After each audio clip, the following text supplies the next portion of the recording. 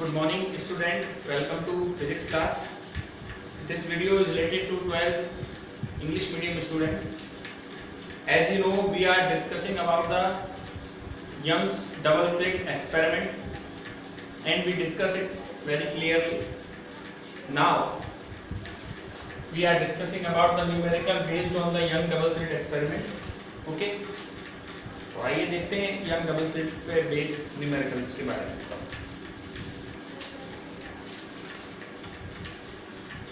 पहले तो मैं आपको बुक का ही करा रहा हूं. Question number 3. ठीक, देखिए. Find the distance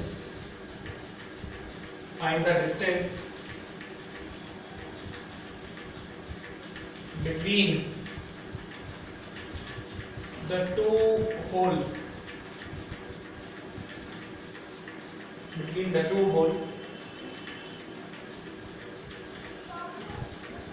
which are form the fringe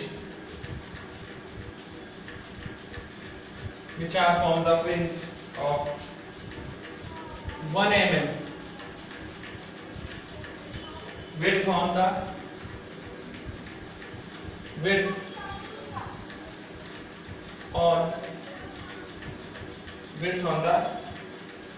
screen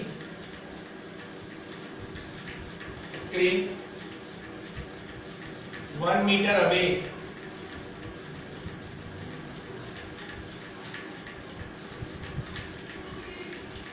The wavelength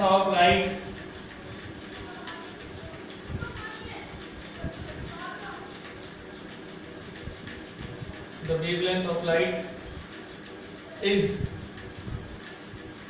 5000 angstrom.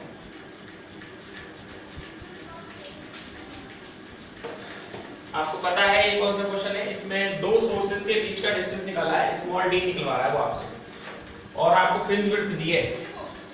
Beta बराबर होता है डी लैम्डा अपॉन डी.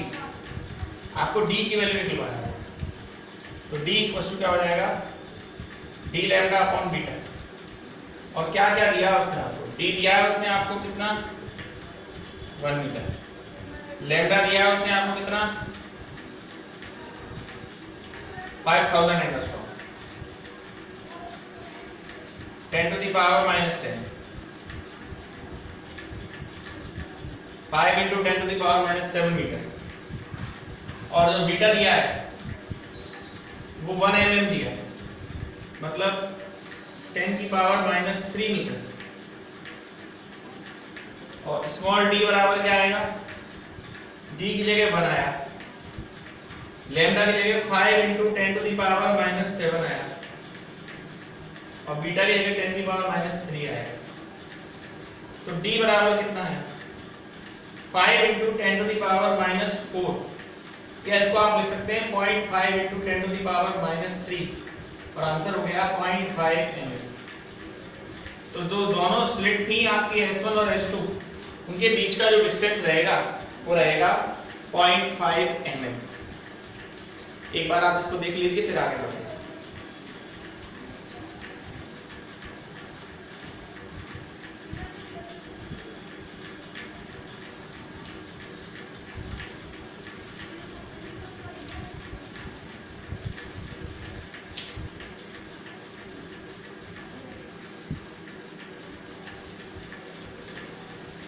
चलिए सर आगे चलते हैं. देखिए बुक में पीछे तो अनसॉल्व्ड आपको क्वेश्चन बचा नहीं है डबल स्लिट का, ठीक है ना. अब हम आगे चलते हैं.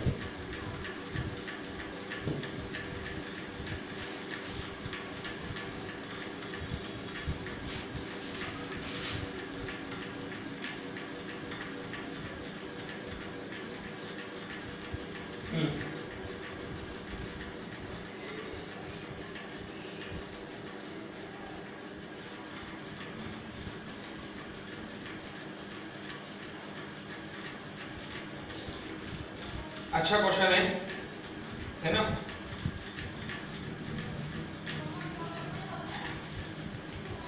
थर्ड क्वेश्चन है, हालांकि ये एमसीक्यूज का क्वेश्चन है बट आना चाहिए आपको, बहुत बढ़िया क्वेश्चन है, बहुत अच्छा क्वेश्चन है। देखिए, in Young's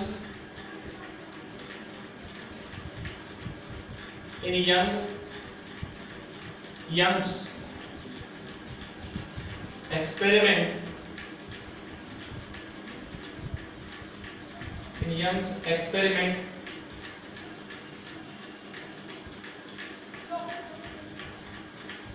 interference pattern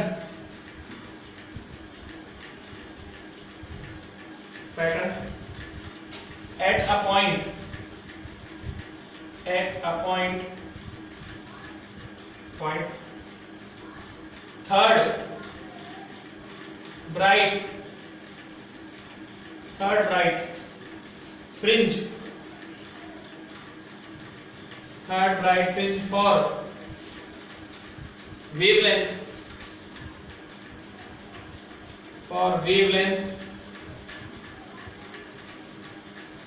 700 nanometer.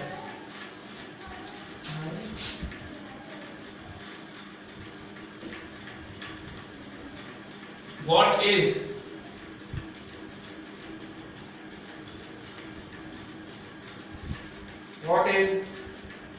wavelength of source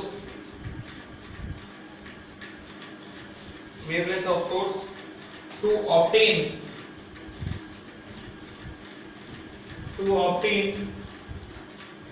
the fifth bright fringe?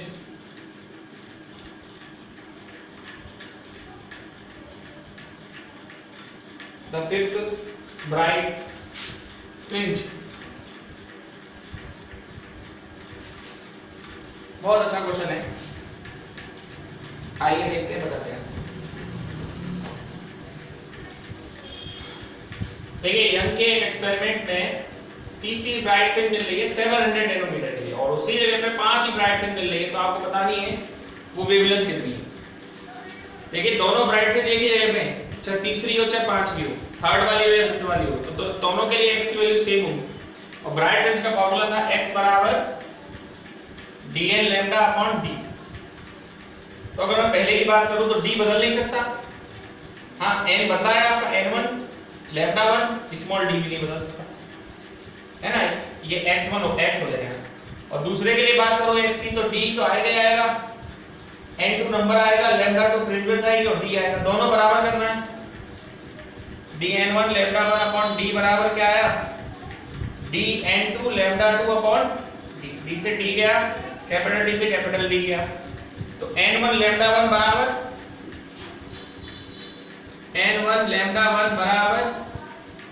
n2 lambda 2। और आपके इस क्वेश्चन में लैम्डा 2 की वैल्यू निकलवाई है उसने आपसे, है ना, आपको बताना है लैम्डा 2 कितना होगा।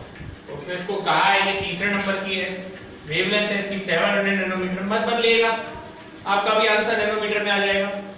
ये फिफ्थ नंबर की है, लैम्डा 2 हमें फाइंड आउट करना है, तो लैम्डा 2 5 से कैंसिल हो जाएगा 1 और ये 4 टाइम 140 और लैम्डा 2 आएगा 420 नैनोमीटर।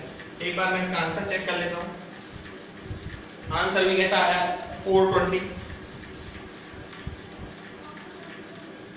बिल्कुल ठीक है। देख लीजिए इस क्वेश्चन।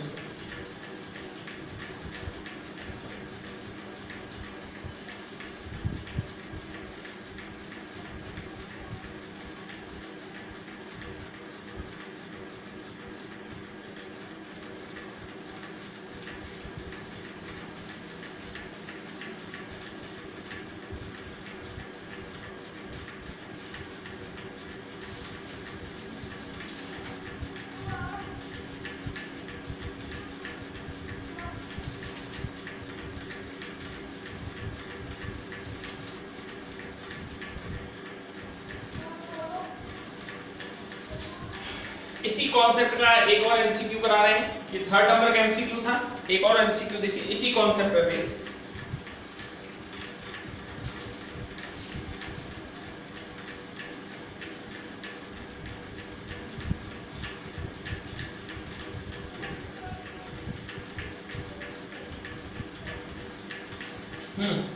ये फिफ्थ क्वेश्चन है, इसी कॉन्सेप्ट पे बेस है। ठीक है, देखिए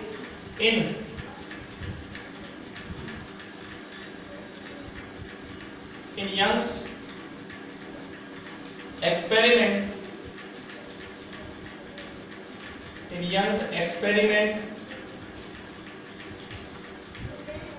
two light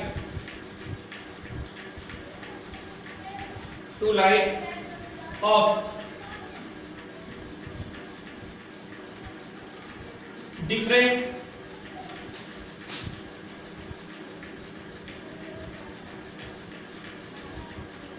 wavelength are used.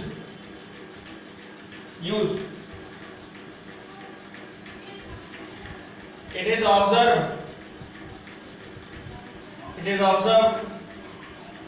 that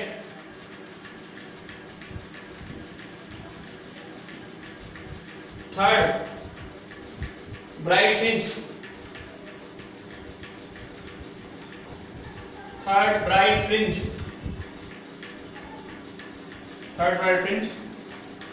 of yellow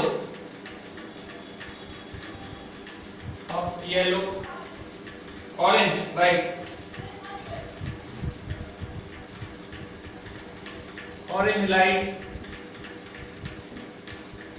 bracket में दिया रखा है लैम्डा बराबर 600 nanometre. coincide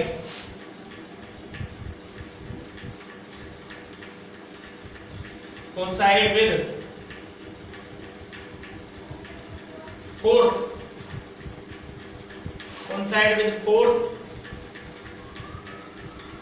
bright fringe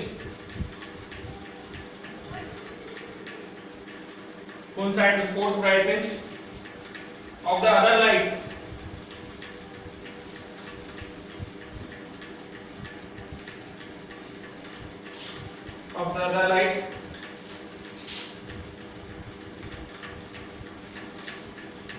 the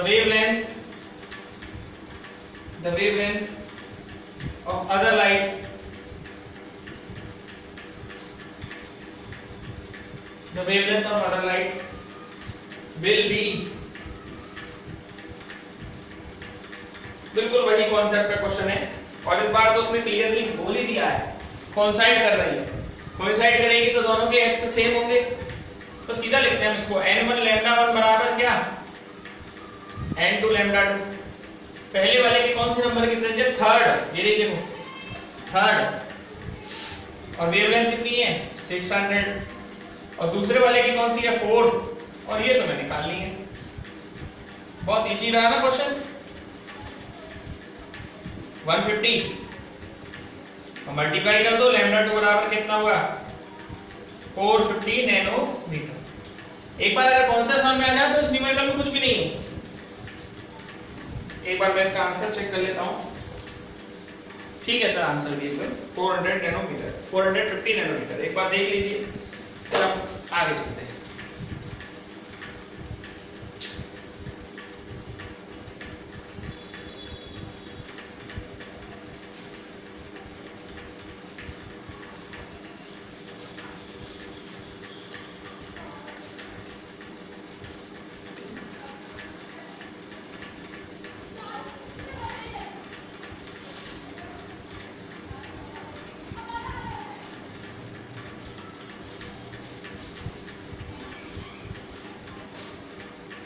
ठीक है चलें।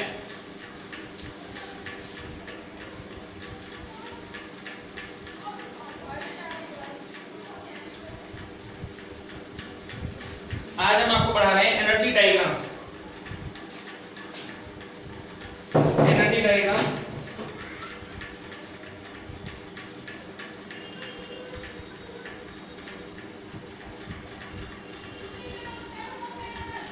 एनर्जी डायग्राम क्या है? एक्चुअलिटी में कर्व है इंटेंसिटी और पाथ डिफरेंस के बीच में। ठीक है, curve between intensity and path difference in दोनों के बीच में कर्व है। बहुत अच्छा टॉपिक है, देखिए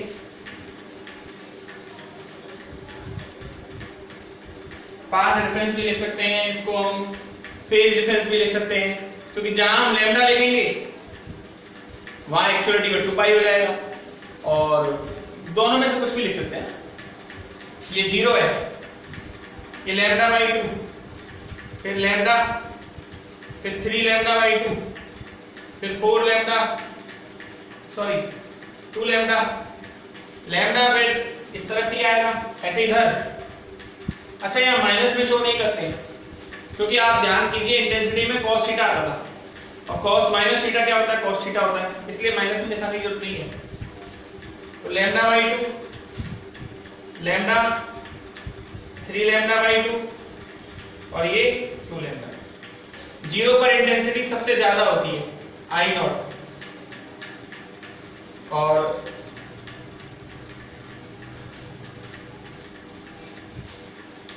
लैम्डा पर भी इंटेंसिटी सबसे ज्यादा है, 2 लैम्डा पर भी इंटेंसिटी क्या है, सबसे ज्यादा।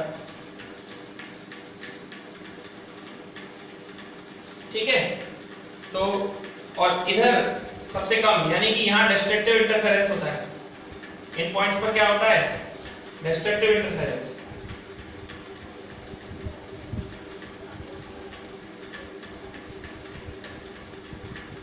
ऐसा ग्राफ है, इसको हम एनर्जी डायग्राम भी बोलते हैं। क्यों बोलते हैं एनर्जी डायग्राम? अगर आप देखें तो सभी जितनी भी ब्राइट फ्रिंजेस हैं सबकी इंटेंसिटी सेम है, देख लो सबकी I0 है, देख लो सब ऊपर ऊपर आ रही हैं। और जितने भी डार्क फ्रिंजेस हैं लैम्डा बाई 2 पर या 3 लैम्डा बाई 2 पर या लैम्डा बाई 38 पर, सभी डार्क फ्रिंजेस की इंटेंसिटी 0 है। जितनी ब्राइट फ्रिंज है सभी ब्राइट फ्रिंजेस की इंटेंसिटी कैसी है, सबसे ज्यादा है, और सभी डार्क फ्रिंजेस की इंटेंसिटी यहाँ पे क्या आ रही है, 0 आ रही है। समझ रहे हैं ना, जितनी ब्राइट फ्रिंज है उनकी इंटेंसिटी मैक्स है, और जितनी डार्क फ्रिंज है उनकी इंटेंसिटी 0। और इसमें एनर्जी कंजर्व रहती है, एनर्जी रिमेन कंजर्व। देखिए हायर से लोअर पे आई, फिर हायर गई, फिर लोअर आई, फिर हायर गई, फिर लोअर आई। एनर्जी का लॉस नहीं होता। Energy transfer from bright fringe to dark fringe and dark fringe to bright fringe. So you can say that in interference pattern energy remain conserve. आप ये बात बोल सकते हैं कि इंटरफेरेंस पैटर्न में आपकी जो एनर्जी है वो कंजर्व रहती है। देख लीजिए आप एक बार इस ग्राफ।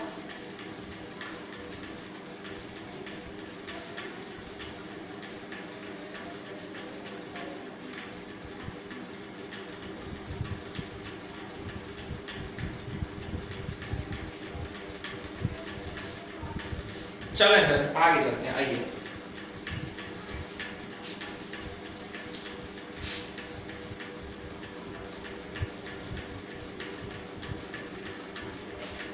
और अगला टॉपिक हमारा है coherent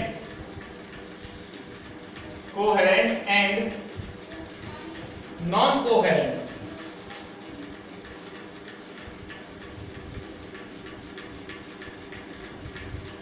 coherent and non coherent sources. तो कोहेरेंट सोर्स क्या होता है? कोहेरेंट सोर्स क्या होता है? If the path difference between two wave, if the path difference between two wave remain unchanged with respect to time, अगर दो वेव के बीच में पाथ डिफरेंस जो है वो टाइम के रिस्पेक्ट में चेंज नहीं होता, if the path difference between two wave remain unchanged with respect to time, then sources are known coherent sources. Interference की ये कंडीशन भी थी कि जो दो सोर्स होने चाहिए वो आपके कैसे होने चाहिए, कोहेरेंट सोर्स। तो कोहेरेंट सोर्स आपके वो सोर्सेज होते हैं जिनमें पाथ डिफरेंस जो है वो टाइम के साथ चेंज ना हो। कहने का मतलब ये है path difference between two wave is independent from time. दो वेव के बीच का पाथ डिफरेंस टाइम के रिस्पेक्ट में कैसा हो, इंडिपेंडेंट हो। तो सोर्सेज आपके क्या कहलाएंगे, coherent sources.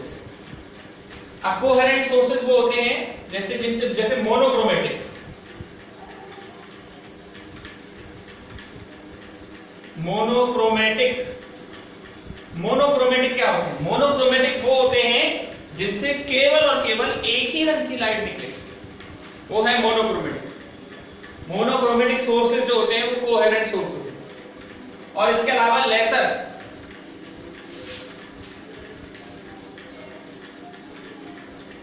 Light amplification stimulated emission of radiation, इसको लेजर बोलते हैं, light amplification stimulated emission of radiation. तो ये दोनों सोर्स, मोनोक्रोमेटिक सोर्स और लेजर सोर्स, दोनों ही आपके क्या हैं, कोहेरेंट हैं। दोनों सोर्स आपके क्या हैं, कोहेरेंट। अगर दो सोर्सेज के बीच का पाथ डिफरेंस टाइम के साथ चेंज ना हो, या कह सकते हैं टाइम के साथ क्या रहे, इंडिपेंडेंट रहे, तो सोर्सेज आपके कहलाएंगे क्या, कोहेरेंट सोर्सेज।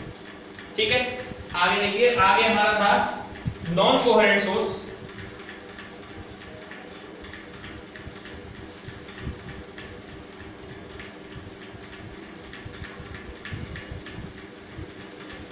अब आप जानते हैं नॉन कोहेरेंट सोर्स बहुत सिंपल सी बात है। अब इसमें जो दो वेव के बीच का पाथ डिफरेंस जो है वो टाइम के साथ क्या होगा, चेंज होगा। If the path difference between two wave changes with respect to time, दो वेव के बीच का पाथ डिफरेंस अगर टाइम के रिस्पेक्ट में क्या हो, चेंज हो, तो सोर्सेज आपके क्या कहलाएंगे, नॉन कोहेरेंट सोर्स। दो वेव के बीच का पाथ डिफरेंस अगर टाइम के रिस्पेक्ट में चेंज हो तो सोर्सेज आपके कहलाएंगे non coherent source. Non coherent source कौन से होते हैं, व्हाइट लाइट।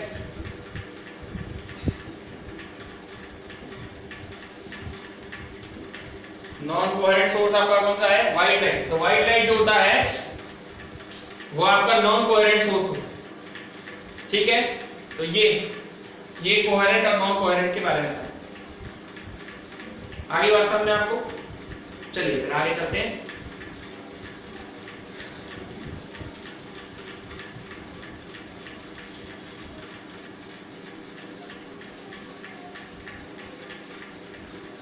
आखिरी टॉपिक है इंटरफेरेंस का। ठीक है, फिर आपका इंटरफेरेंस समाप्त हो जाएगा।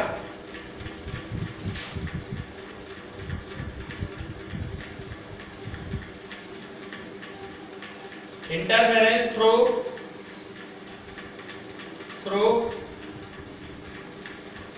White light. हमें बताना है व्हाइट लाइट का इंटरफेरेंस कैसा होता है अगर यंग्स डबल स्लिट में। जबकि आप जानते हैं इंटरफेरेंस के लिए कंडीशन है कि सोर्सेस कोहेरेंट सोर्स होने चाहिए। अगर हम उनकी जगह पे, यानी वैसे तो हम लोगों ने आपको जो यंग डबल स्लिट एक्सपेरिमेंट पढ़ाया था उसमें आपको ये बात क्लियर की थी कि दो सोर्सेस के बीच में जो मतलब जो सोर्सेस होते हैं वो होते हैं कोहेरेंट सोर्सेस। कौन से होते हैं, कोहेरेंट सोर्सेस। तो कोहेरेंट सोर्स तो चलो मान लिया आपने बात, लेकिन कोहेरेंट सोर्स में से व्हाइट लाइट जो है वो तो कोहेरेंट नहीं होती, वो तो आपकी नॉन कोहेरेंट सोर्सेज है। तो अब यहां पर हम आपको बता रहे हैं interference through the white light, यानी व्हाइट लाइट के थ्रू हम इंटरफेरेंस पैटर्न को समझाना चाह रहे हैं। व्हाइट लाइट का इंटरफेरेंस पैटर्न हम आपको क्या चाह रहे हैं, समझाना चाह रहे हैं। व्हाइट लाइट से समझिए आप इसको, व्हाइट लाइट किस तरह से काम कर रही है। ठीक है, तो आइए देखिए, अगर हम व्हाइट लाइट लेते हैं तो देखिए जो सेंटर पर फ्रिंज मिलती है, आप ध्यान दीजिए, कुछ ऐसा ही डायग्राम था यंग्स डबल स्लिट एक्सपेरिमेंट का, और ये सेंटर है। तो सेंटर वाली फ्रिंज तो व्हाइट ही मिलेगी। मतलब अगर यंग डबल स्लिट एक्सपेरिमेंट में अगर आप व्हाइट लाइट का यूज करते हैं मोनोक्रोमेटिक की जगह पे, तो S1 और S2 से जो वेव O तक पहुंचेंगी वो सेम पाथ ट्रेवल करेगी, उनके बीच में पाथ डिफरेंस 0 होगा। और इस केस में जो आपको फ्रिंज मिलेगी वो कैसी मिलेगी, ब्राइट फ्रिंज मिलेगी। तो इस केस में ब्राइट तो मिलेगी, पर वो मिलने के साथ साथ व्हाइट ही मिलेगी। क्यों, क्योंकि व्हाइट लाइट में होने को तो 7 कलर है, लेकिन ये 7 कलर इक्वल टाइम में पहुंचेगी कहां पर, O पर। और जब वो इक्वल टाइम में पहुंचेंगे तो उनके बीच में पाथ डिफरेंस क्या आएगा, 0 आएगा। और जब पाथ डिफरेंस 0 आएगा तो आप समझ सकते हैं आपको कैसी फ्रिंज मिलेगी, आपको व्हाइट।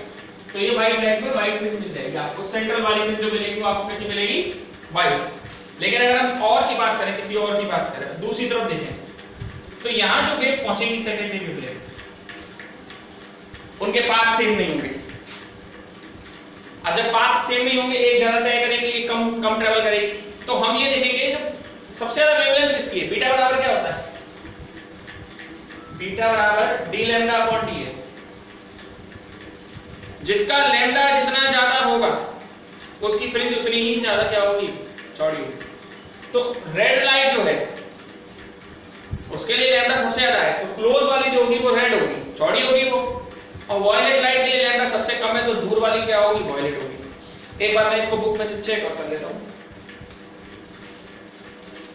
वैसे ये कोई खास अच्छा टॉपिक है नहीं है, बट दे रखा है बुक में, तो अपन इसको थोड़ा सा देख लेते हैं, और कुछ नहीं है।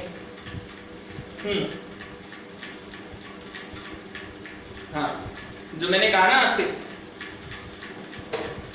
कि भाई जो लैम्डा जिसका ज्यादा है, लैम्डा किसका ज्यादा है, रेड लाइट का ज्यादा है। लैम्डा किसका ज्यादा है, बीटा प्रोपोर्शनल टू लैम्डा हो गया ना, जिसका लैम्डा ज्यादा होगा उसकी फ्रिंज उतनी ज्यादा चौड़ी होगी। तो रेड लाइट का लैम्डा ज्यादा है, तो रेड लाइट का लैम्डा ज्यादा है, तो रेड लाइट की फ्रिंज विड्थ भी क्या होगी, ज्यादा होगी, तो वो चौड़ी होगी रेड लाइट की फ्रिंज विड्थ। तो जो सेंट्रल ब्राइट फ्रिंज के पास वाली फ्रिंज होगी वो रेड होगी, और जो उससे दूर होगी, सेंट्रल ब्राइट फ्रिंज से जो दूर होगी, कौन सी होगी दूर, जिसकी वेवलेंथ सबसे कम होगी, वो आपकी वॉयलेट होगी।